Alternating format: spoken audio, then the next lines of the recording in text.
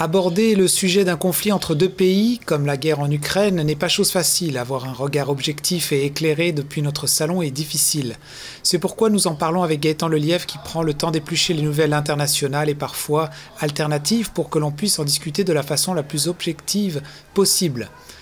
Cette guerre, comme toutes les guerres, vient jouer dans nos émotions quand nous avons de l'empathie envers les gens qui y sont impliqués. Alors comprendre les enjeux géopolitiques et l'histoire des pays impliqués est important pour voir cette situation avec recul et objectivité. Alors bonjour Gaëtan, Oui, comment bonjour, vas-tu? Marc. Comment vas-tu? Ça va très bien, merci. Toi Ben aussi? écoute, cette semaine, on aborde un sujet qui est quand même assez délicat. On va parler de l'Ukraine. Mais avant de commencer dans ce sujet-là, est-ce que tu pourrais, on a un sujet d'actualité un peu plus, encore plus chaud là, qui sort du four concernant l'augmentation des tarifs d'Hydro-Québec. C'est quoi ta vision déjà de cette annonce-là? Mais oui, c'est un phénomène nouveau. Il faut dire qu'en 2019, le gouvernement actuel de la CAQ a modifié la loi qui régissait le fonctionnement des augmentations tarifaires d'Hydro-Québec. La modification qui a été fait en sorte que dorénavant, Hydro-Québec n'est plus tenu de se présenter devant la Régie de l'énergie du Québec pour justifier ces augmentations tarifaires.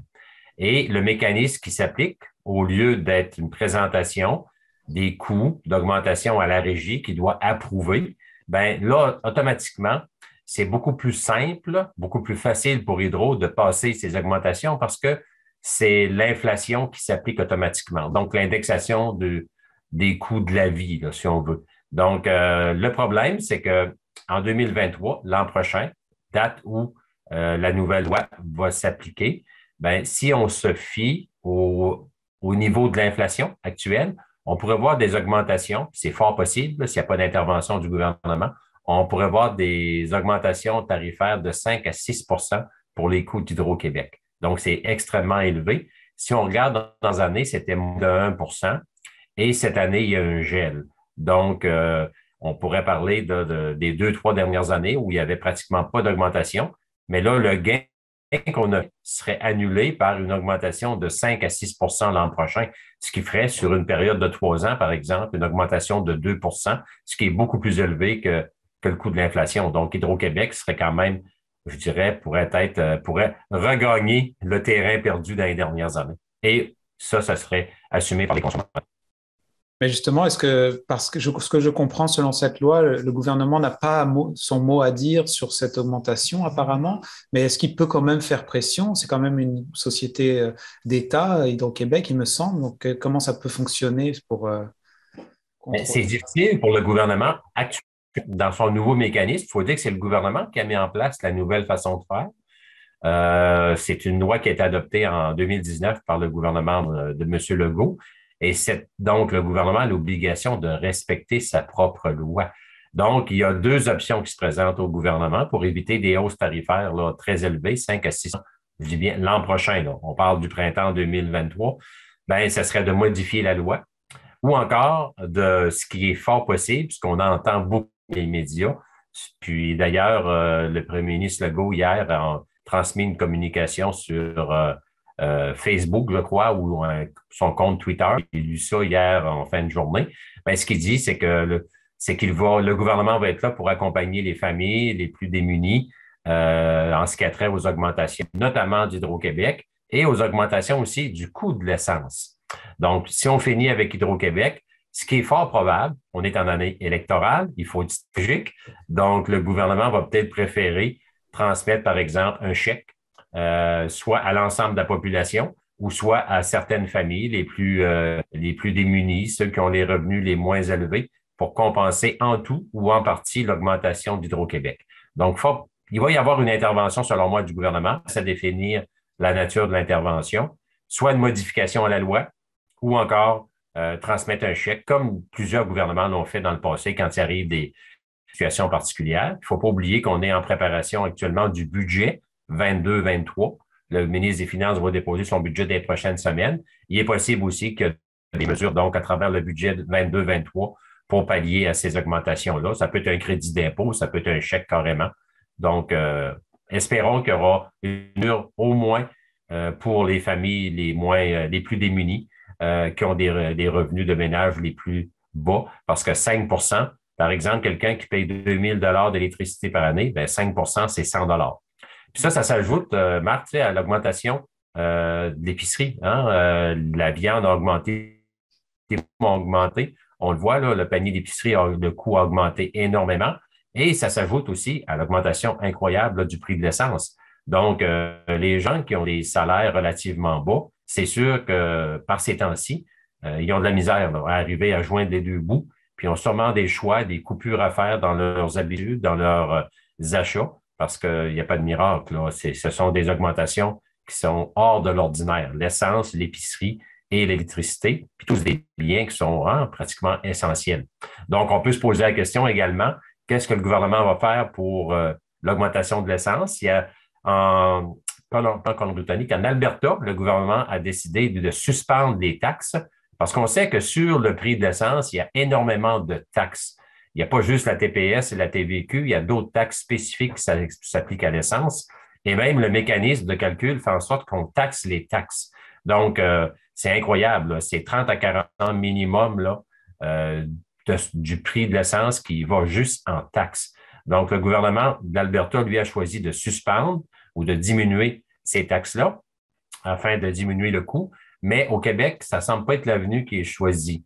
On parle plutôt encore là d'un remboursement qui pourrait être fait à certaines catégories de consommateurs. Donc, peut-être encore un chèque qui pourrait être transmis. Mais tout ça, ça suit dans le budget, là, le budget du ministre des Finances. Dans les prochaines semaines, on va en savoir plus là.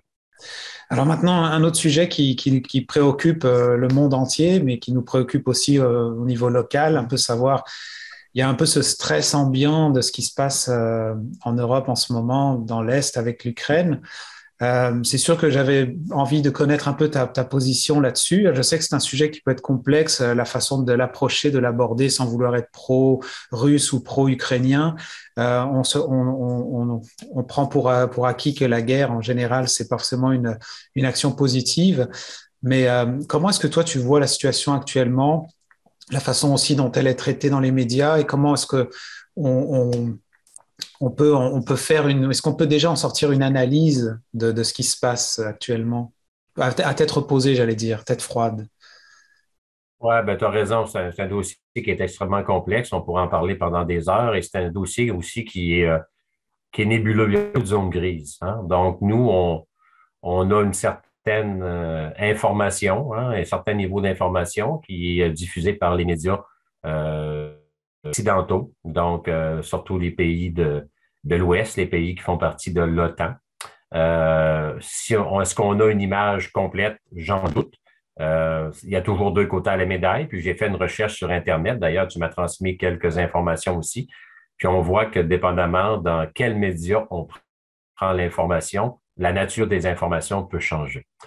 Et ça, c'est normal, entre guillemets. C'est déplorable, mais c'est normal, entre guillemets, parce qu'il y a des stratégies, il y a des journalistes ou il y a des médias qui sont peut-être plus pro-russes, d'autres plus pro-Ukraine, des médias qui sont issus du bloc de l'Est, donc du bloc plus socialiste, d'autres plus du bloc capitaliste de l'Ouest. Donc, c'est clair qu'il faut pas être naïf, là. Communication, c'est extrêmement stratégique et il faut toujours, je pense, observer le contenu des communications avec une certaine réserve. Il y a personne qui a la vérité absolue dans rien, puis je pense encore moins dans ce combat-là. Ce qu'on constate présentement, c'est que c'est vraiment, on voit toutes les tentacules, hein, on voit les dessous du dossier qui apparaissent de plus en plus. Puis même dans la façon dont le dossier est traité, je dirais que la nature de l'information commence à changer. À savoir là qu'avec l'évolution du dossier, plusieurs journalistes, plusieurs médias vont tenter de faire ressortir les deux côtés du dossier, les deux côtés d'ail. Alors que dans les premières semaines, je trouvais que c'était très, très sensationnaliste et on n'avait peut-être pas une couverture, disons, objective, là, en tout respect. Donc, ce qu'on voit présentement, c'est que le conflit touche non seulement l'Ukraine et la Russie, mais touche là, tous les pays, là, je dirais, de l'Europe, c'est clair. Nous, aux États-Unis et je dis en Amérique, nous, en Amérique, les États-Unis et le Canada, On est également touché. On voit qu'on s'implique de différentes façons. Beaucoup de sanctions économiques ont été mises par les pays de l'Europe, par les États-Unis et par le Canada. Le Canada a même fourni certains équipements militaires, l'Europe également, certains pays. Mais ce qu'on constate, c'est que les États-Unis sont très frileux, sont très réservés, hein, alors que généralement, ils jouent le rôle d'arbitre là, sur la planète, là, mais on voit que l'adversaire est de taille. On parle de la Russie et les États-Unis sont conscients de tout l'impact là, d'un élargissement du conflit qui pourrait aller jusqu'à éventuellement une troisième guerre mondiale, puis avec le risque avec une menace nucléaire, les impacts seraient vraiment catastrophiques. Donc, on voit que les gens sont prudents, c'est bien. Euh, il y a aussi, bon, si on parle du rôle du Canada, on a notre premier ministre et plusieurs ministres du gouvernement canadien qui sont allés en Europe la semaine dernière. Les engagements du Canada ont été de façon monétaire au niveau humanitaire, un peu au niveau armement et aussi au niveau de l'accueil des réfugiés. Ce sont les trois rôles que le Canada a sonnés. C'est quand même surprenant que le Canada aille vers la fourniture de matériel militaire quand on regarde un pays comme les États-Unis, qui, lui, ne va pratiquement pas sur cette avenue-là. Donc, moi, je trouve que c'est une approche un peu audacieuse, peut-être un peu téméraire de la part du premier ministre Trudeau, quand on sait que des pays beaucoup mieux équipés au plan de l'armement pour se défendre ont des réserves et que nous, avec une capacité d'armement et d'armée extrêmement faible, on ose aller proposer ou fournir des équipements militaires. Puis M. Trudeau a fait des déclarations aussi assez hasardeuses là, dans les médias, allant même jusqu'à prévoir que la guerre serait gagnée par l'Ukraine. Je trouve qu'il est allé loin un peu. Je pense que le rôle du Canada devrait être davantage au niveau de l'accueil des réfugiés. C'est compte tenu qu'on est très faible en termes d'armée. Pour te donner une idée, là, les derniers envois de militaires qu'on a fait, le Canada, on parle de quelques centaines, là, moins de 200 dans un premier temps et un peu plus de 300 dans un deuxième temps, alors que l'armée russe a 750 000 soldats sur place. Donc, c'est symbolique, là, quelque part. On est une goutte dans l'océan. Il ne faut pas trop se prendre au sérieux en termes là, de capacité au niveau de notre armée. Là. Donc, ce n'est pas notre force. Je crois que notre force est davantage au niveau de l'accueil des réfugiés, comme je disais tantôt.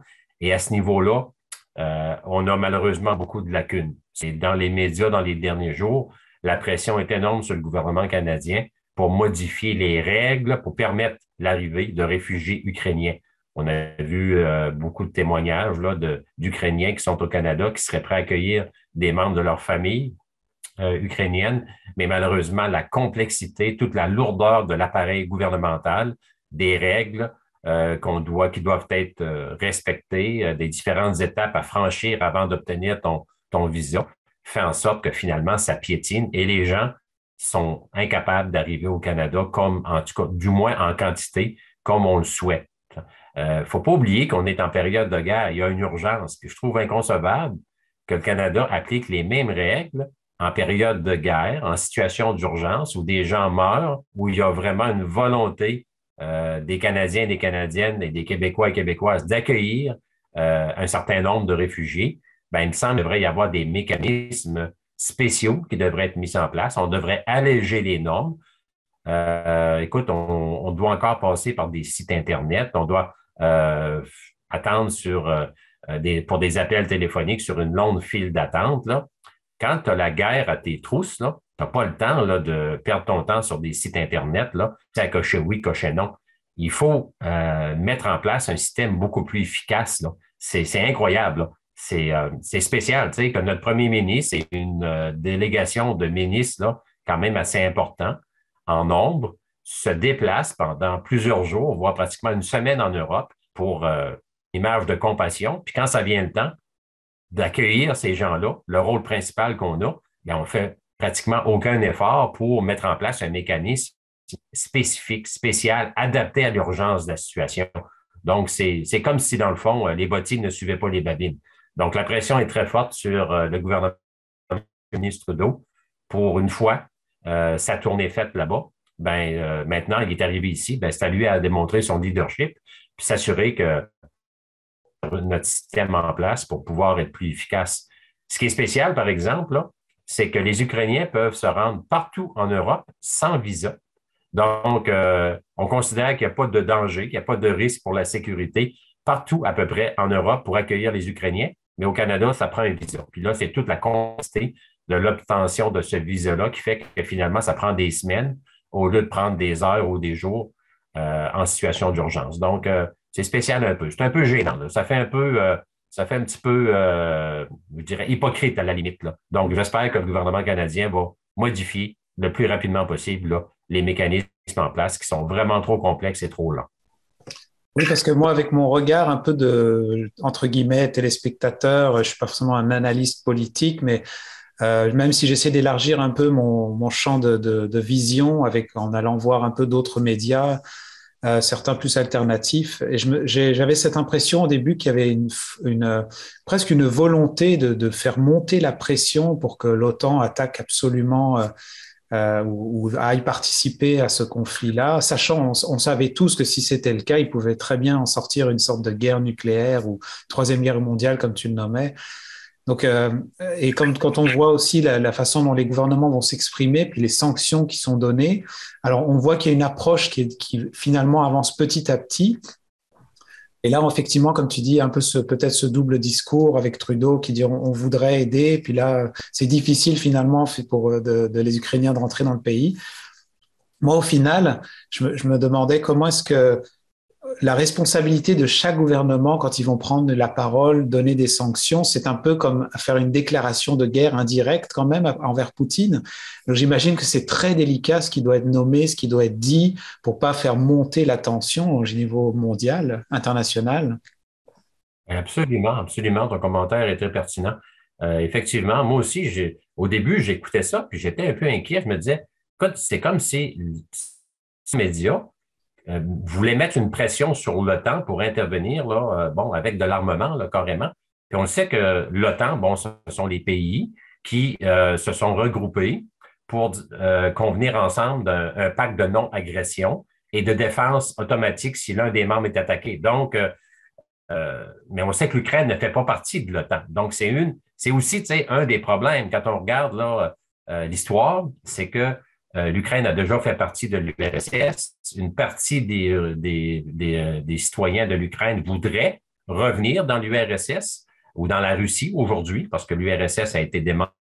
Et il y a toute une game de bras de fer qui se joue. Donc, il y a une division au sein de l'Ukraine. Nous, on entend plus la partie des gens qui sont pro-nationalistes, qui veulent demeurer avec une Ukraine autonome.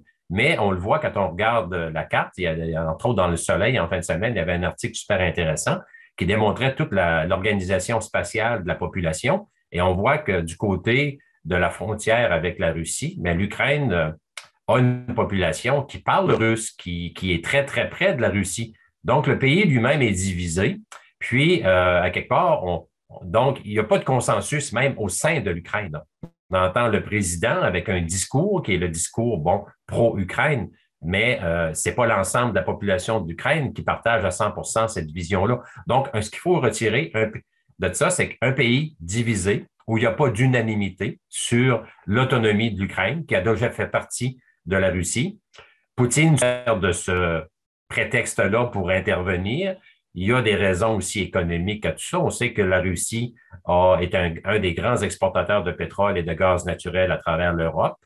Il y a un pipeline qui passe, un éoléoduc qui passe de la Russie sur une partie du territoire de l'Ukraine. Donc, est-ce que stratégiquement, la Russie veut sécuriser son réseau de distribution pétrolier et gazier, ce qui lui procure beaucoup de revenus, une grande partie de l'économie? Il y a toutes sortes de games qui se jouent là. Mais chose qui est certaine, il faut être prudent, à mon avis, oui, parce que ne pas fournir d'armement, c'est une chose, c'est-à-dire ne pas intervenir directement au niveau de la guerre pour appuyer l'Ukraine, c'est une chose, mais quand un pays ne veut pas intervenir directement, mais fournit de l'armement, là, on commence à se rapprocher là, d'un niveau là, de collaboration très étroit. Donc, jusqu'à quand la Russie va tolérer que différents pays, comme le Canada, malheureusement, puis je dis malheureusement avec un grand M majuscule, à mon avis, ça a été une erreur stratégique. De toute façon, c'est très marginal ce que l'on peut procurer. Ça fait pas grande différence, mais c'est sur la symbolique. À partir du moment où tu fournis de l'armement de guerre à un pays, ben, il y a une forme d'appui concret, hein, à ce pays-là. Et ce pays-là, il est en guerre avec qui? Il est en guerre avec la Russie. Donc, il faut être prudent, effectivement, puis aussi dans nos déclarations. L'idée n'est pas de faire de la plaventrisme, l'idée n'est pas d'abandonner une nation qui a besoin d'aide, mais je pense que l'aide, à ce moment-ci, compte tenu des ententes internationales et compte tenu que l'Ukraine ne fait pas partie de l'OTAN, c'est un pays neutre, entre guillemets, ou indépendant au plan de l'OTAN, ben, à quelque part, je pense que notre façon d'intervenir, c'est beaucoup au plan humanitaire, en transmettant des denrées, des médicaments, des fonds pour aider la population en place et aussi accueillant une partie de cette population-là. D'ailleurs, un pays aussi puissant que les États-Unis a beaucoup de réserves, fait preuve de beaucoup de prudence. Donc, je pense qu'on devrait peut-être tirer exemple, là, je dirais, c'est ça, de la réserve, hein, des réserves que les États-Unis, qui d'habitude pourtant est toujours un des premiers pays à s'impliquer dans un débat, dans un combat. Donc, ça démontre le sérieux. Il faut aussi faire attention pour que si le conflit s'envenime, ben, est-ce que d'autres pays du bloc de l'Est, comme la Chine, pourraient venir appuyer la Russie? C'est incroyable, c'est une force incroyable aussi, la Chine, là. Donc, il faut être extrêmement prudent. Tous les gens regardent qu'est-ce que va faire la Chine. C'est vraiment très inquiétant. Puis on sait que la Chine et la Russie sont des alliés, sont des pays, bon, du bloc socialiste. Donc, il faut être prudent à ce niveau-là aussi. Écoute, c'est vraiment un dossier qui est préoccupant. Puis on espère, aujourd'hui, entre autres, aujourd'hui lundi, on enregistre lundi, il y a des négociations, des rencontres diplomatiques qui vont se tenir entre la Russie et l'Ukraine. Soit-on qu'il arrive, qu'il y a un terrain d'entente qui débloque dans dans ce débat-là, dans ce conflit-là. Est-ce que c'est possible? Les deux chefs, hein, le président Poutine, qui est renommé pour être quelqu'un d'extrêmement déterminé, puis autant que le président Zelensky de l'Ukraine semble des gens assez bien campés dans leur position. Mais comme tu l'as mentionné un peu tantôt, il y a des sanctions économiques qui ont été mises en place et ça, il faut laisser le temps au temps de son travail. La Russie va se rendre compte qu'elle ne peut plus exporter son pétrole en Europe, c'est une grande partie de l'Europe. Même chose au niveau du gaz naturel. D'autres exportations, le blé, par exemple, c'est un grand exporteur de blé. Une grosse partie de son économie est basée là-dessus. Donc, à quelque part, là, si son économie se voit malmenée, peut-être que Poutine, la population de la Russie va dire, ben, écoutez, là, c'est assez. Là. À un moment donné, on veut revenir à une économie normale, on veut reprendre nos emplois, on veut que notre monnaie vaut quelque chose, parce que là, la monnaie russe, le rouble, s'est effondré. Donc, c'est pas facile, les pressions économiques aussi. Là. Donc, ça aussi, ça fait son travail, mais ça prend peut-être un peu plus de temps. Donc, souhaitons que, avec le temps, qu'on se dirige vers un compromis, une entente de cessez-le-feu, mais souhaitons surtout que ce débat-là ne s'envenime pas, là, parce que ça pourrait être extrêmement préoccupant. Tu sais, la guerre de 39-45 a été dure. Il y a eu des centaines de millions de pertes de vie de soldats. Mais une guerre aujourd'hui, de nos jours, ça serait peut-être moins de pertes de vie de soldats, mais beaucoup plus de pertes de vie de civils à cause de la menace de la bombe nucléaire qui est disponible en tout temps et qui peut très rapidement faire des torts là, incommensurables là, sur l'ensemble de la planète. C'est préoccupant. En même temps, faut pas céder à la panique, mais je pense que le mot préoccupant est bien pesé. Merci beaucoup, Gaëtan. Puis on prendra le temps de se revoir dans 2 semaines, peut-être pour d'autres sujets d'actualité. Ça me fait plaisir. Merci beaucoup, Marc, et bonne journée à tout le monde.